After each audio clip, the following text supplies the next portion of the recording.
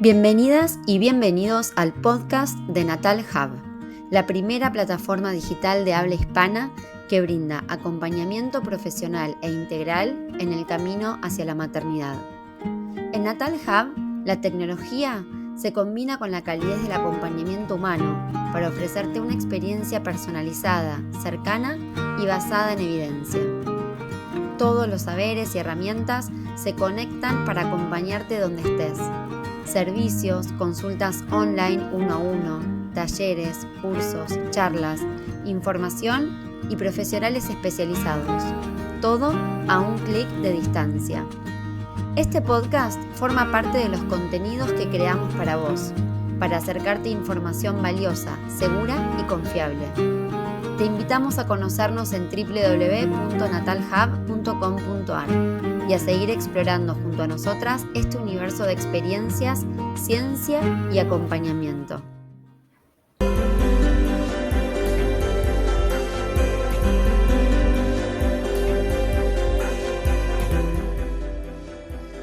Bienvenidas a este video podcast de Natal Hub.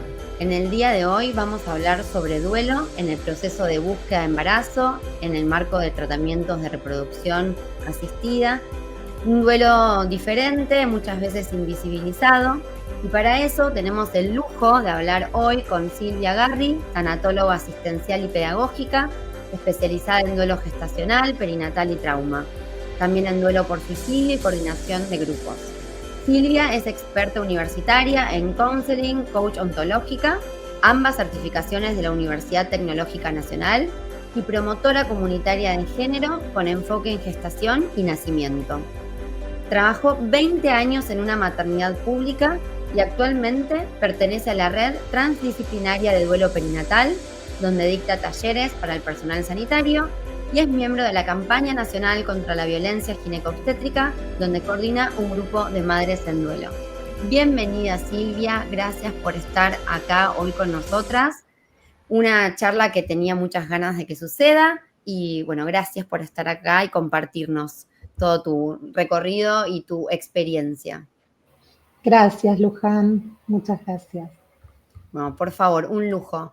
Bueno, hoy vamos a hablar sobre un duelo que decíamos que es distinto, porque muchas veces está invisibilizado, pero que sabemos, quienes trabajamos en el mundo perinatal, que es un duelo real, que existe, y que muchas veces las propias familias, porque no es un duelo que le suceda solo a las mujeres, le sucede también a las parejas, me imagino, ni siquiera lo pueden poner en palabras, ¿no? Porque a veces no hay un entorno que pueda acompañar todo eso que emocionalmente se está transitando. ¿De qué se trata este tipo de duelos?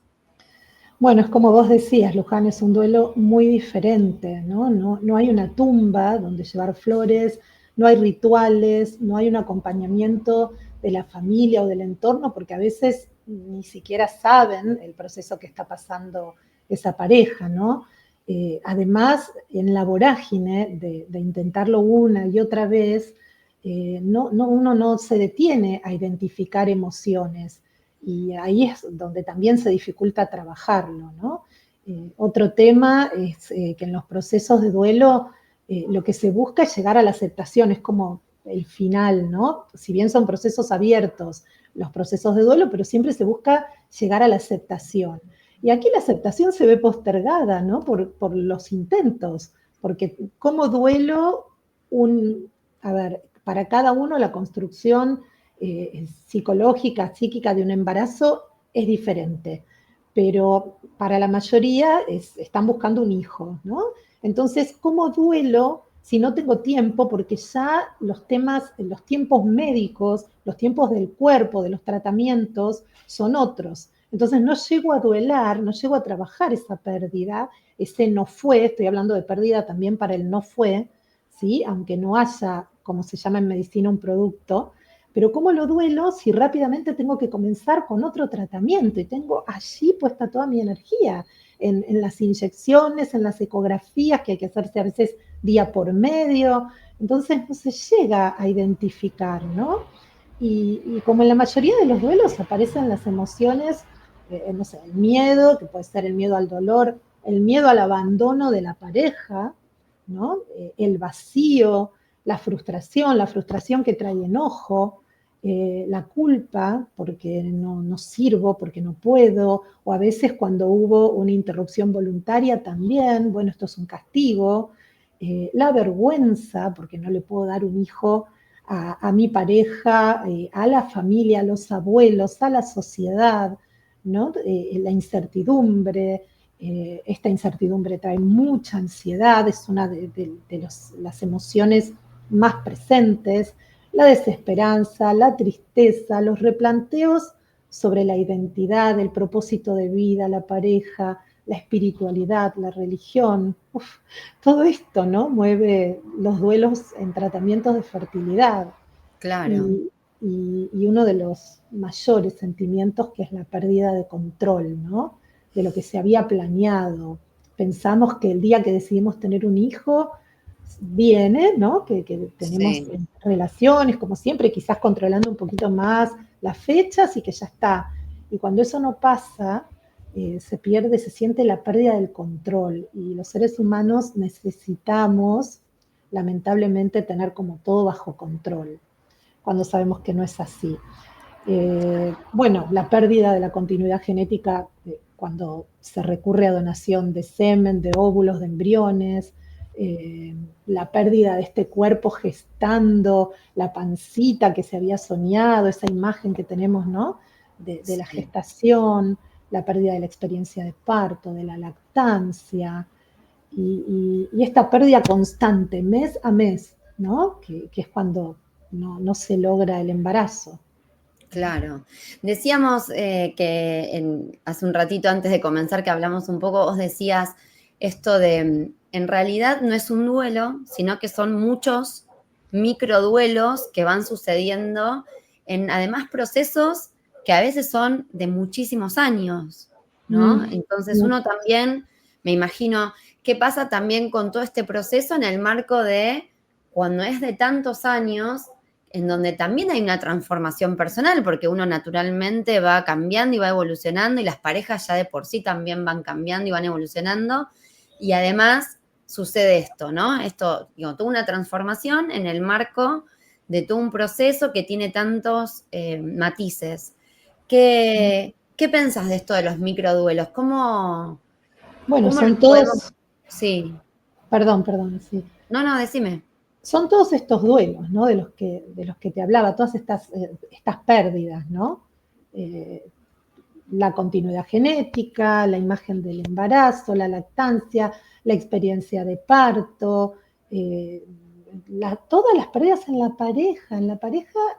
La pareja es un cimbronazo, porque por lo general hablamos de infertilidad y solemos poner la mirada en la mujer, ¿no?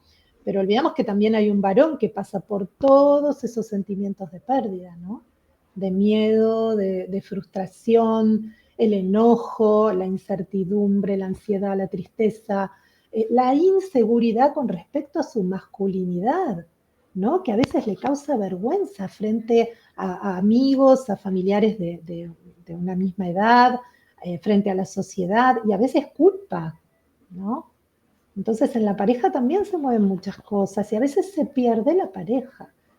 Hay un gran porcentaje de parejas que se terminan en esta búsqueda, porque, sí, perdón, me ibas a hablar. No, estaba pensando, vos decías esto, y una de las cosas que nosotros venimos trabajando desde la propuesta de Natal Hub es justamente este acompañamiento interdisciplinario integral en un proceso de infertilidad, de búsqueda de embarazo, de tratamientos de reproducción, porque dentro de lo que es el ámbito médico asistencial, esta dimensión no se suele abordar, digamos. No. Las parejas van a la consulta, se les indican no sé, los tratamientos, la medicación, cuándo tienen que ir a hacer tal o cual estudio, pero ¿en dónde pueden trabajar todo esto que estamos diciendo para que la pareja pueda transitar unida y con mayor herramientas y con mayor fortaleza algo que, como vos dijiste hace un ratito, es un cimbronazo, ¿no? Sí, algunos equipos tienen psicólogos, no sé si formados en duelo perinatal. Esto sería un duelo, lo tomaríamos como un duelo perinatal, gestacional, ¿no? No sé si todos los equipos lo tienen. Yo pasé por esto hace unos 20 años y no había. Mis tratamientos fueron en un instituto conocido, pero no había. No había alguien que te acompañara. Y la verdad es que es un duelo difícil, ¿no? El duelo es una adaptación, el duelo es algo normal, no tiene por qué ser complicado ni patológico, pero cuando el entorno no acompaña, entonces se complica, ¿no? Y son duelos que se viven en mucha soledad. Los tratamientos de fertilidad se viven en mucha soledad, porque no suele contarse. Quizás algunos íntimos, muy cercanos, pero no es algo que se cuente en el trabajo. No suele No, contarse. Entonces, claro, no me acompañan. Si me acompañara el entorno, quizás ni necesitaría un acompañamiento profesional. El problema es ese. El problema es que el entorno no acompaña y tampoco podemos culparlo porque muchas veces no están enterados de lo que estamos pasando, ¿no? claro. Sí, de Y hecho es algo muy común que suceda, que tal vez uno sabe que un amigo, una amiga, un familiar está atravesando ese tratamiento y ¿qué decimos? No sé, no quiero preguntar, ¿no? Porque a veces preguntar puede ser hacer sentir invadida a la persona, porque ujú, si el otro no cuenta, entonces es porque no quiere compartirlo, entonces no vamos, digo, también desde un lugar de cuidar, pero termina existiendo esa distancia emocional y esa falta de información que se traduce en mucha soledad para esas personas que están transitando, ¿no? claro, claro. Y hay maneras, ¿no? De preguntar, porque están estas preguntas tan incómodas y tan eh, eh, hirientes, ¿no? Como, bueno, ¿para cuándo un nieto? O no sé, o bueno, a ver si Juancito le dan un primito, o estas preguntas que se hacen no con maldad, pero que hieren. Pero también hay preguntas que se pueden hacer, aun cuando no se tiene confianza, como te noto un poco distraída o distraído, ¿estás bien? Bueno, si no estás bien, si necesitas hablar, estoy, ¿no? Ojo, tenemos que estar preparados para escuchar también, ¿m? Porque para poder escuchar a una persona en duelo hay que tener trabajados los duelos propios, ¿m? Porque Claro, si no, nos confronta mucho y quizás terminamos no pudiendo o diciendo cosas que lastiman por no poder sostener el silencio, que es tan importante poder sostener el silencio.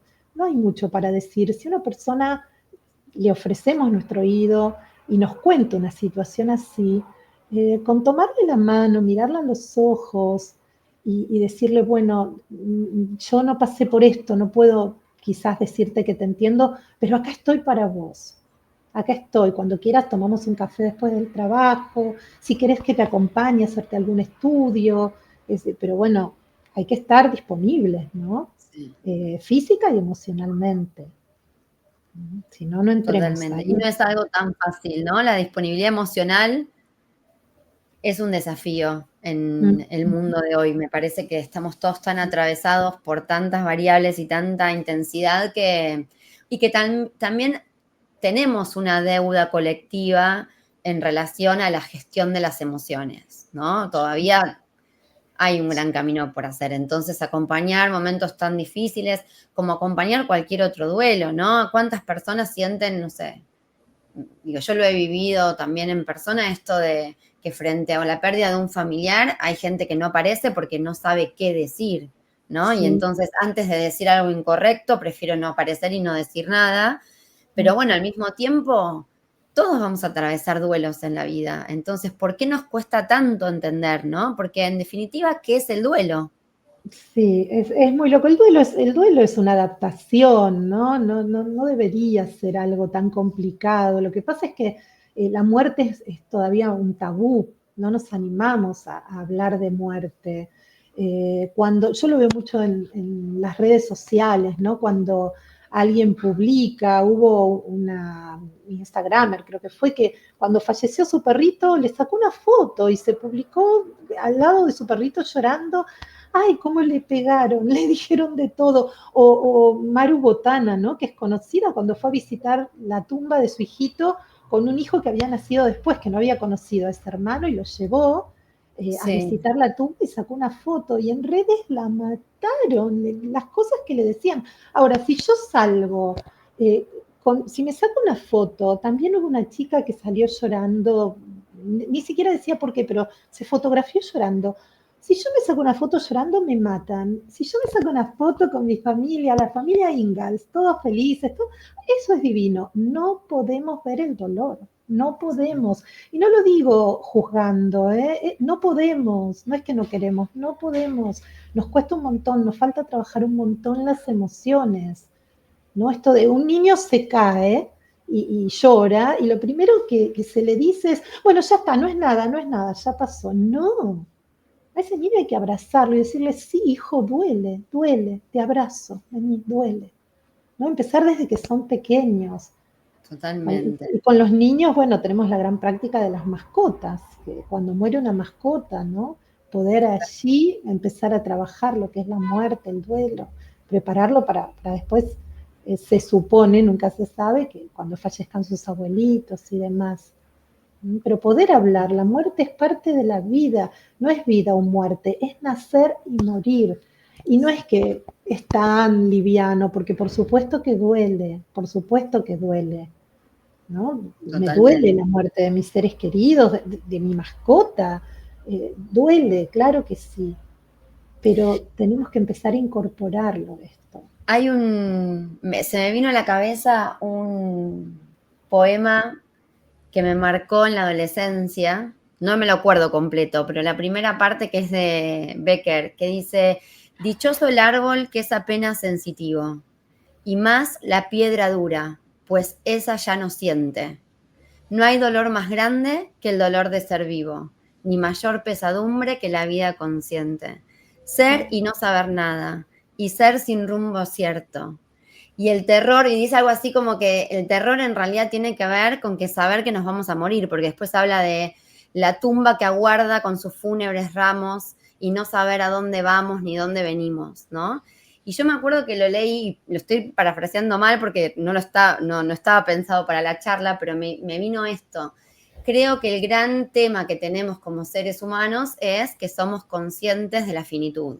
Eso no le sucede a otros seres vivos y no podemos lidiar con esa finitud, ni la nuestra, ni la de la gente que queremos, ni de las mascotas que queremos, ni de las cosas que nos importan demasiado fuertemente en la vida, ¿no? Que qué lindo que podamos sentir todo eso, pero vivimos con el vértigo de perder aquello que nos importa.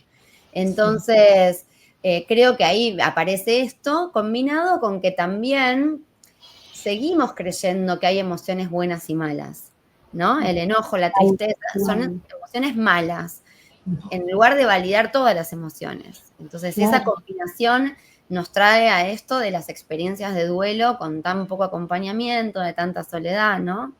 Tan poco registro. ¿Cuánta gente está en duelo y no registra que está duelando? ¿Te pasa eso Totalmente. vos cuando... Sí, sí, hay personas, mira, según las posibilidades económicas, ¿no? Pero he acompañado personas que se buscan un trabajo más y trabajan para tapar las emociones, los sentimientos. Otras personas con otras posibilidades económicas que salen de un viaje y comienzan otro, pero literal, he acompañado una persona viuda que se bajaba de un crucero y subía a otro, se quedaba 2, 3 días en Buenos Aires y se subía a otro, porque no quería pensar. Y bueno, fue un trabajo bastante difícil poder hacer que conecte, porque no quería sufrir. Y en realidad el sufrimiento, o sea, el dolor es acá y es inevitable. El dolor es acá y no se puede evitar. Va a venir el dolor ante un duelo. Lo que queremos evitar es el sufrimiento. Esto yo lo llamo la loca de arriba, ¿no? Yo vivo en edificio y lo llamo la loca de arriba que anda con los taquitos todo el día, tiqui, tiqui, tiqui, que me tortura, ¿no? No, no es mi caso. Mi vecina es un amor, pero digo, esto, ¿no? Del tiqui, tiqui, el sufrimiento. Evitemos el sufrimiento. ¿Cómo evitamos el sufrimiento? Bueno, dejando que el dolor aflore, trabajándolo, mirando. Cuando entro en duelo, en un principio, es como si tuviese una herida, una gran herida sangrante, abierta. Bueno, a ver, ¿qué hago con esa herida? ¿Le pongo un parche y no la miro? En unos días va a empezar a salir pus de ahí. Y va a ser peor el tratamiento, va a ser más largo, más difícil, más doloroso. Entonces, ¿qué hago con esa herida? Prefiero, aunque duela, mirarla, ver de qué está hecha mi herida y ver con qué puedo ir cicatrizándola. Si le pongo Pervinox, alcohol, agua oxigenado, ¿qué le pongo? Si hay que tomar antibióticos, bueno, ver qué hago con esa herida. Para eso la tengo que mirar, tengo que saber de qué está hecha. No la puedo ignorar. Y esa herida va a ir cicatrizando. Ahora, la cicatriz va a quedar. Aún los que tengan una cicatrización excelente, siempre va a haber una rayita allí que nos va a recordar. A veces no vamos a estar pendientes, pasó mucho tiempo y no la estamos mirando, pero siempre va a estar ahí. Y como digo, ¿no? A veces cuando llueve, cuando hay humedad, duelen las cicatrices. Bueno, en el duelo también tenemos días de humedad. Puede haber pasado mucho tiempo y llega una fecha, una canción, un aroma de un perfume, de una comida, algo que hace que esa cicatriz vuelva a doler. Pero ya tengo herramientas. Como trabajé mi duelo, ya sé, porque ya me pasó, que puedo integrar este dolor y vivir en plenitud a pesar de. Y además, tengo todas las herramientas incorporadas, entonces no va a ser como al principio. Va a estar el dolor, pero no va a ser como al principio, lo voy a poder gestionar de otra forma. Entiendo perfecto lo que decís y pienso en esto de lo importante del acompañamiento y un espacio adecuado. Vos sos tanatóloga. ¿Cómo se trabaja esto? Porque por ahí, la verdad es que uno no sabe, digo, no sé, yo estoy transitando un duelo. ¿Cómo es que llego a tener un proceso de acompañamiento con vos o con una persona como vos que trabaje de esta manera, ¿no? Digo, como tanatóloga, ¿cómo se trabaja esto?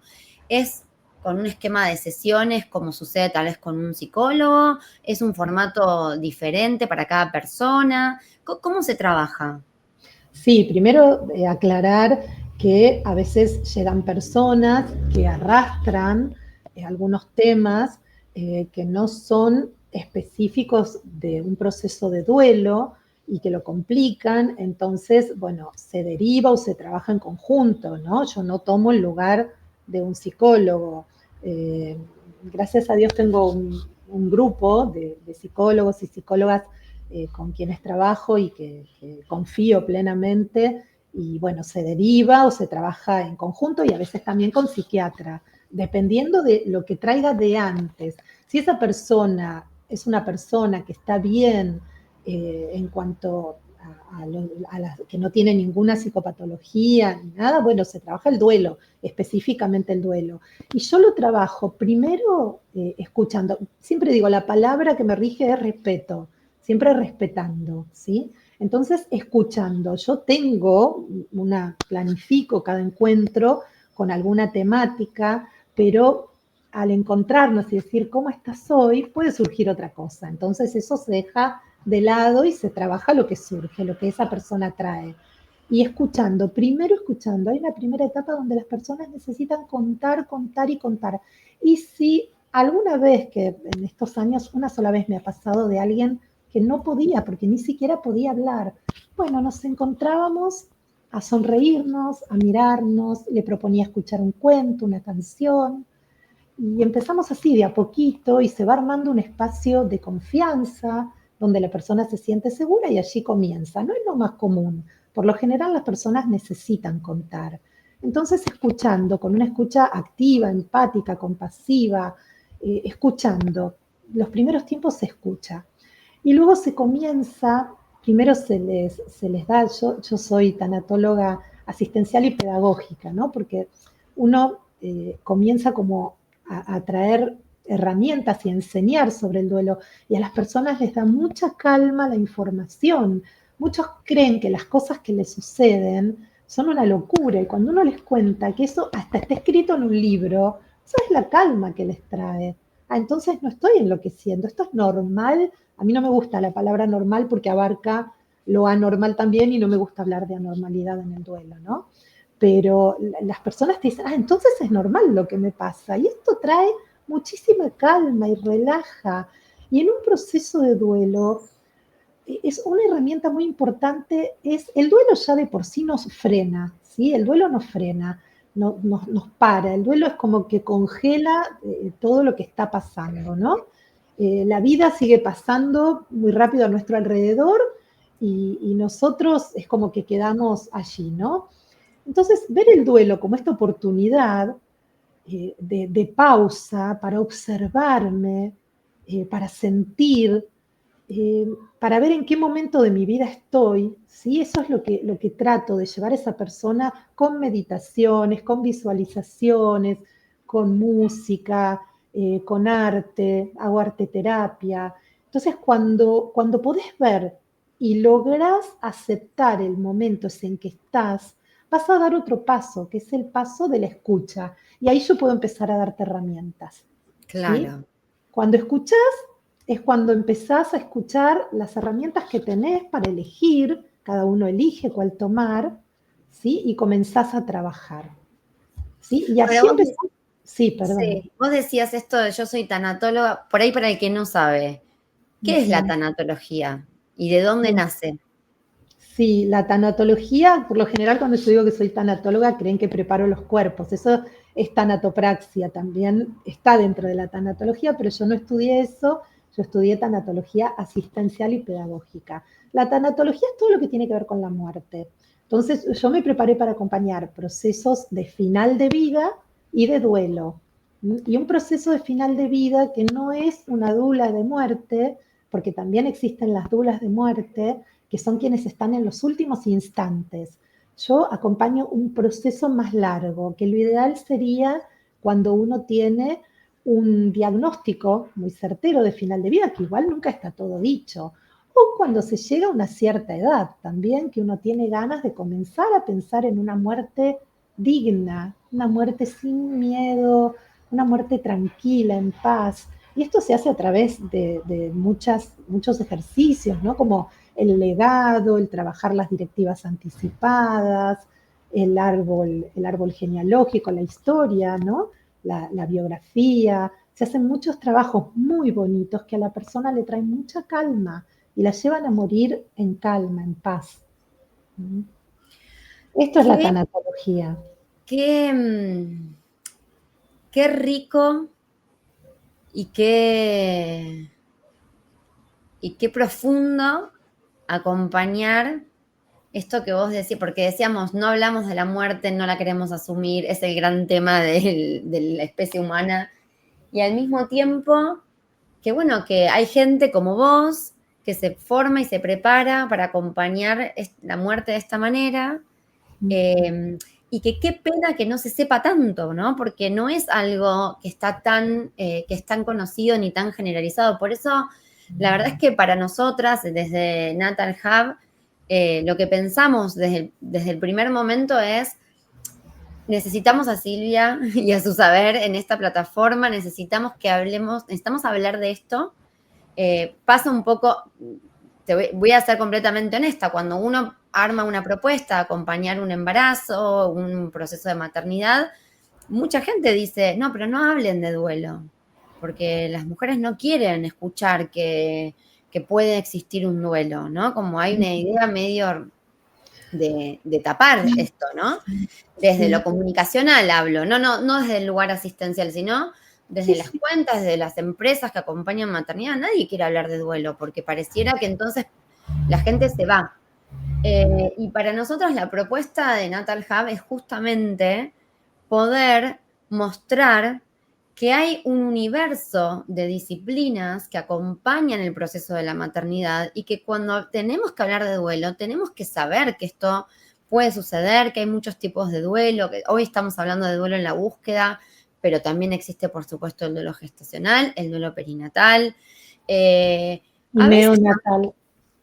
totalmente, ¿no? Y tenemos que saber que si nos toca transitar esto, podemos hacerlo mejor, con herramientas y acompañadas, ¿no? Y eso implica visibilizar este tema. Y creo que de Claro. eso se trata, ¿no? Porque se trata de acercar esta información y herramientas a quien lo necesite.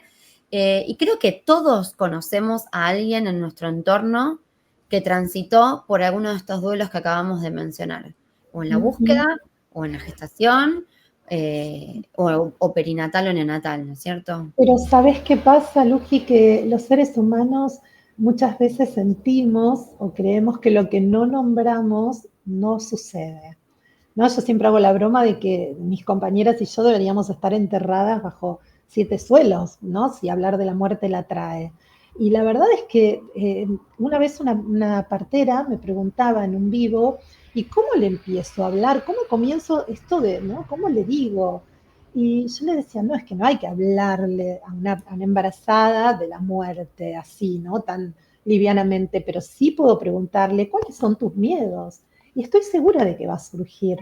Estoy segura de que esto va a surgir. Entonces allí lo que puedo hacer es contarle, darle calma en cuanto a ella específicamente, a cómo viene su embarazo, que está todo bien y demás, que si bien puede pasar, pero que este embarazo está bien. Puedo brindarle estadísticas que le traigan calma, ¿no? Como para que no sea todo tan nefasto. Pero también puedo decirle que si esto llegara a suceder, las cosas no van a ser como ellos querían, pero sí hay otras cosas que se pueden hacer. Y no sé cómo estamos de tiempo, si querés otro día lo charlamos, pero todo lo que se puede hacer cuando un bebé fallece en el parto o en el vientre o a los pocos minutos de nacer, pocas horas, hay un universo de todo lo que puedo hacer, porque va a ser un hijo, toda la vida va a estar ese hijo. Y es sano también darle un lugar en ese sistema familiar, visibilizarlo, eso también es sano, porque no se olvida. Y porque además sabemos que existe el microquimerismo, que es esto de que las células del feto migran, ¿no?, al cuerpo de la madre. Esto tiene que ver, creo yo, con la preservación de la especie, porque bueno, donde sabemos que esas células tienen un gran poder reparador, así que yo imagino que irán a sitios donde por ahí algo comienza a despertar, ahí, ¿no? Como a sanar, a que no pase nada para que ese embarazo continúe y preservar la especie. Entiendo desde la biología que debe ser eso, pero desde lo emocional, o sea, a estas madres cuando se enteran de que existe el microquimerismo, la emoción que es saber que células de su hijo viven dentro de ella, ¿no? Que siguen dentro de ella, de los hijos que no llegaron a nacer o que fallecieron, o de los hijos que siguen vivos, ¿no? Claro. Todas tienen células de sus hijos en su cuerpo. Entonces no podemos negar la existencia de ese hijo, que yo lo llamo hijo, pero respeto como cada uno quiera llamarlo. Habrá personas para las que es un embrión, un feto o Juancito. Cada uno, esto por supuesto siempre se respeta y es Claro, válido. claro. Y sí, nos quedan unos minutos y me gustaría que profundicemos un poquitito en los casos en donde el tratamiento implica donación, ¿no? Ovodonación o donación de esperma. Ahí hay un duelo genético, mencionaste en un momento. Claro. ¿De qué se trata esto? Es otro duelo más. No va a tener mis ojos, no va a tener mi pelo, no se va a parecer, no le voy a dar a mi pareja un hijo de su sangre, tanto para uno como para el otro. Es esto, a los abuelos, la continuidad, va a ser la continuidad del apellido, que es algo que también pesa, pero no va a ser la continuidad genética. ¿Y qué pasa el día de mañana si tiene algún problema y necesita una donación, ¿no? de un órgano? ¿Qué pasa con esto que no compartimos genética? Esto es algo que también, ¿no?, interpela. Bueno, son también duelos, ¿no? Se duelen. Por eso es uno de los duelos con más microduelos, el duelo por infertilidad. Claro. Lo importante es que todo esto sea información para quienes estén escuchando este video podcast, que sepan que lo que están transitando es algo que, digamos, no están solos. Esto me parece que también, digo, no resuelve, pero alivia saber que esto que me pasa no me pasa a mí solamente, que existen un montón de herramientas que no van a borrar lo que uno está viviendo, pero sí nos van a alivianar un montón el proceso y que hay gente como Silvia que acompaña con muchísima responsabilidad y amor y preparación y formación. Silvia, lo digo porque te conozco hace muchos años, que están disponibles para acompañar. Entonces, bueno, nada, que te pueden encontrar, Silvia, en tu Instagram, decinos tu Instagram, es @procesos. Procesos de duelo y entre cada palabra va un guión bajo. Procesos, guión bajo, de guión bajo, duelo.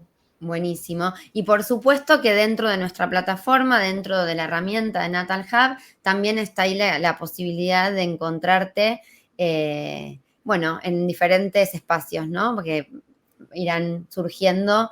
Pero bueno, muchísimas, muchísimas gracias, Silvia. Muchísimas gracias a todas y todos los que están del otro lado mirando o escuchándonos. Y bueno, cierro este encuentro tan rico agradeciéndote nuevamente, Silvia, y reforzando esta idea de que el duelo es un proceso de adaptación que es individual y personal para cada persona, que no tiene tiempos establecidos y que es importante el acompañamiento adecuado para transitarlo mejor. Así que toda esta información llegue a las personas que lo necesiten. Un beso grande y muchas gracias. Gracias, Luján. Muchas gracias. Chau, chau. Hasta luego.